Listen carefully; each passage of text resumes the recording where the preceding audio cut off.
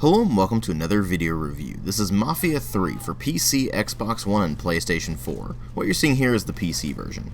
This is a sort of open-world third-person shooter developed by Hangar 13 and published by 2K in October of last year for PC, Xbox One, and PlayStation 4, and it went on to get a fairly mixed response. Particular criticism was leveled at the technical issues that this game launched with, which were pretty severe in fact. It had quite a few graphics glitches in particular, some performance problems. PC version was locked at 30 frames per second to begin with, and later on they patched that out, so it was kind of a mess at the beginning there. But now that the game's got some patches under its belt, it's worth taking a look at it and seeing what exactly we're dealing with here, whether it's a worthy successor to the previous two games in the series, something that actually takes what they did, improves upon the things that they did well, and fixes the things that they didn't do well, or if it does something else entirely.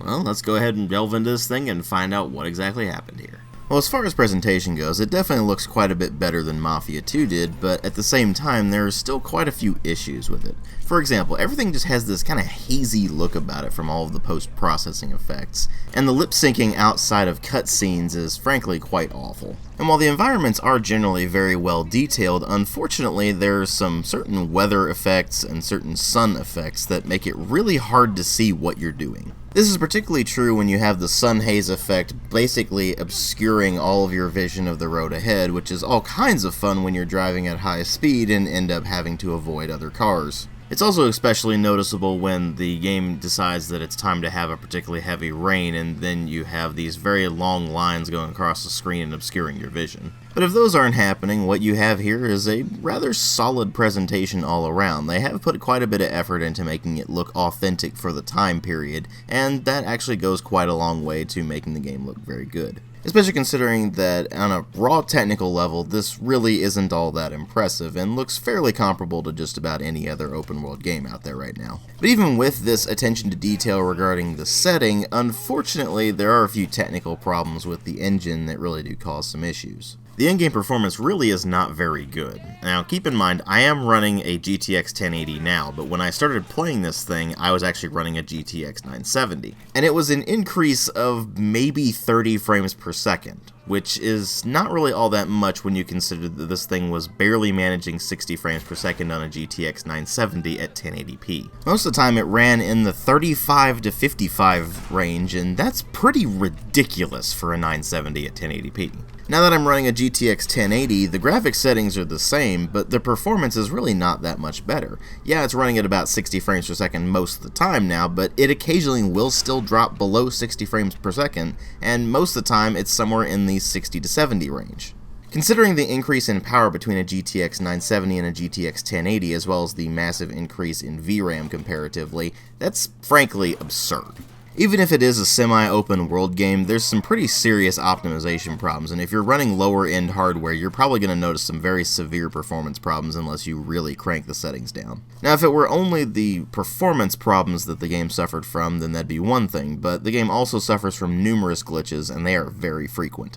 Now, most of the time, it's simply a matter of the physics glitching out or something maybe disappearing. For example, a table might disappear and then you've still got stuff floating there, which is kind of weird. But as long as it doesn't affect the gameplay, then it's mostly just a mild annoyance more than anything else. But then there are the times where it does affect the gameplay, like where you're trying to stop a guy from fleeing and unfortunately your bullets do absolutely nothing to him. I also encountered a few glitches here and there where conversations just wouldn't trigger and I had to restart the game to get them to trigger. I had several game crashes. It was just kind of a technical mess. And keep in mind, that's with several patches under its belt. I don't know if the game is still being patched to this day or not, but in its current state, as I'm recording this video, it's just got tons of technical problems to deal with. And the more you play it, the worse the technical problems get, so it gets pretty irritating after a while. And the sad part is that's only one part of the presentation. The other part is the sound design, where you have a soundtrack that's pretty fantastic. I mean, it's a lot of music that's from the 60s, things like Steppenwolf and the Rolling Stones and Jimi Hendrix, among other things. Although some of the music is anachronistic, the game takes place in 1968, and while most of the music is from 1968 or before, a few of the tracks, including some that are played on the radio, are actually from years following 1968, so it's appropriate for the general era, but not necessarily for the year the game takes place. And beyond the licensed tracks, most of which are pretty great, they have an original soundtrack that consists of mostly the kind of country-inspired instrumental tracks that you would come to expect from the South, but you also have the Louisiana influence that's thrown in there with some elements like the harmonica as well. And while a lot of that is rather repetitive, it's still fitting for the setting and generally pretty solid music, so it ends up working relatively well. What doesn't work as well is the sound effects. There is not a single gun in this game that actually sounds beefy. All of them sound like total pea shooters, and all of the explosion sounds are also incredibly weak. You would expect at least some bass out of them, but unfortunately there's pretty much no bass to any of them, and thus not only do they not rock you around a bit, but they're in fact so weak that they actually make the combat boring. At least the rest of the sound effects are just somewhat serviceable, but the combat sounds in particular are just awful. But then you go into the voice acting, and it pretty much steals the show as far as the sound design is concerned. The voice acting in this game is pretty fantastic across the board. A lot of the characters have quite a bit of emotion behind what they're saying, and they often come across as actually believable, although some of them are a bit over the top. So to give you a couple of examples, on the more serious side of things, you have someone like Lincoln Clare, especially Father James, and then on the more ridiculous side of things, you have someone like Donovan. But somehow it all still works very well together. And for the most part, all of the dialogue actually sounds pretty natural, although there are a few lines here and there that are a bit iffy. But when you bring everything together, the entire presentation ends up being a rather mixed bag. Some elements of it, like the voice acting and the music, are very strong, and other elements, like the gun and explosion sounds, are downright awful. And then, of course, you have the technical problems, which are ranging from either just an annoyance to outright game breaking. Altogether, it just ends up being a bit of a mess. But of course, what really matter here are the story and the gameplay. The story in this is that you play as Lincoln Clay, a recently returned Vietnam War veteran who was in the Special Forces, and he's come home to his town of New Bordeaux in order to basically resume his life. Of course, Fate has other plans. After a particularly large heist, he goes back to celebrate with his friends and effectively family when the Italian mobsters who were involved in the plot, the Marcanos, come in and betray them all and gun them all down. Lincoln's shot in the head, but it grazes along his skull instead of outright killing him, and he's nursed back to health by Father James, who is one of his mentors, as well as Donovan, who is his handler during Vietnam. And after he's back on his feet and up and running, he sets off on a quest for revenge. And that's kind of it, actually. The entire game is not much more than a revenge story of Lincoln trying to take down the Italian mob for what they did to him and his friends. Now, that's not to say it doesn't have interesting characters and interesting moments along the way, but as far as plots go, it is very simplistic and almost all of it is very heavily front-loaded. There's really no twists or turns, there's no surprises that you'll run into that actually make things more interesting. It's a fairly by-the-numbers revenge story that happens to be you building up the retinue in order to be able to take down this guy and his mob. Now, of course, it is actually told in a somewhat interesting manner in that it's sort of a documentary-style storytelling where they're looking back on these events, and as you're playing through them, you're occasionally getting cutscenes that have the various characters several years on, looking back on what happened and reminiscing. But that's about the most interesting element of the storytelling in this, and even then, those cutscenes really don't tell all that much that you didn't already know simply by playing the game.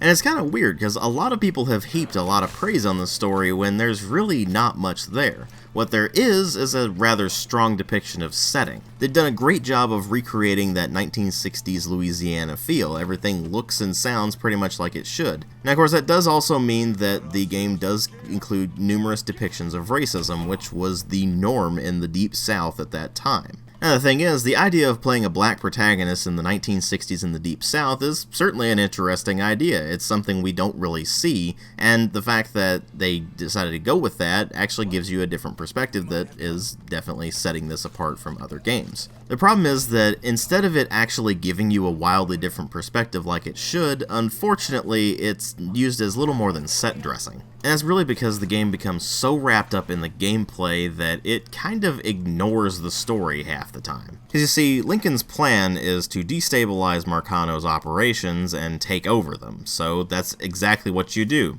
You go into the various districts, you take over the rackets, you assign it to one of your underbosses, and then you continue on until eventually you have a mission where you go and take out one of his lieutenants or one of the capos or whatever, and then eventually you work your way up to Marcano himself. In practical terms, what this means is you go to certain locations and either you destroy certain objects or you kill everybody in that particular location, and then you move on to the next area and repeat the process until eventually you have done enough damage to that particular racket to be given the opportunity to take out the so-called leader of that racket by either actually outright killing them or by recruiting them to your cause and then adding money to that racket when you turn it over to your underboss. This is a process you have to complete for every single racket in the game. This means that you have to repeat the same process 18 times throughout the course of the game. And when you're not going through that process, you're either going through one of the story missions, which is not much different from what you were doing before, or you're going through one of the optional missions, which is basically go to a location, get something, and then come back, and it usually involves driving clean across town to do that.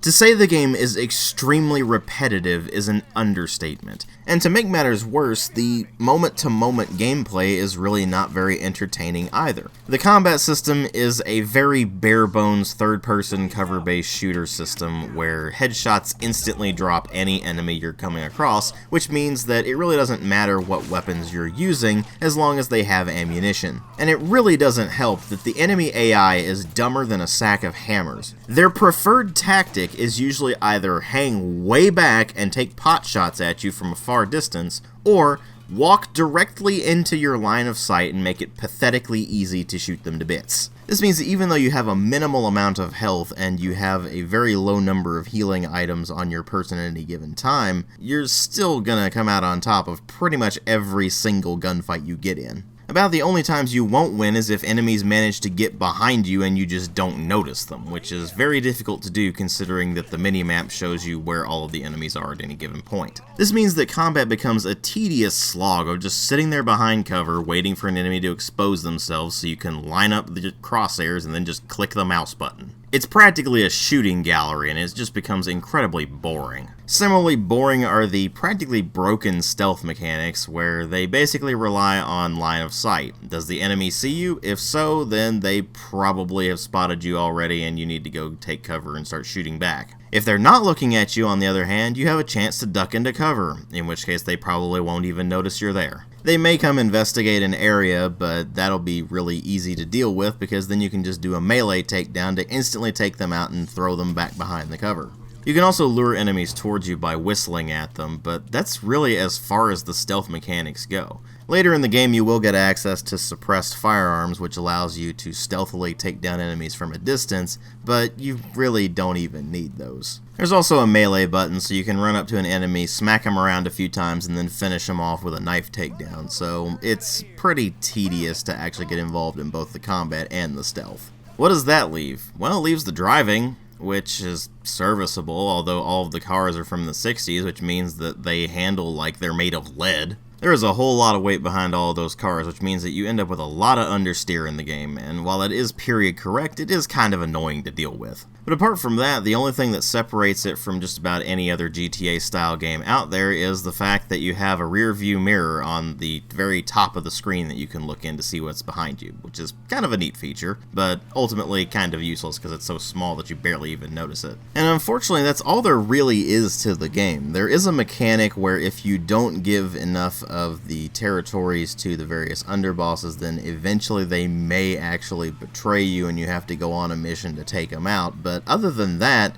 there's really nothing to shake up the dynamic. You just go around securing all of the rackets in that extreme repetition over and over and over again until eventually you complete a story mission to take out a major character, and then you just move on to the next racket ad nauseum. There's barely even any side activities that you can do to make use of the open world. Like in Mafia 1 and 2, it does an absolutely horrendous job of actually being an open world game. It serves to do not much more than extend the amount of time it takes to get from one place to another. And what do you have to do as far as side activities go? Well, pretty much just car racing, which is one of the most boring things in the world, so no thanks.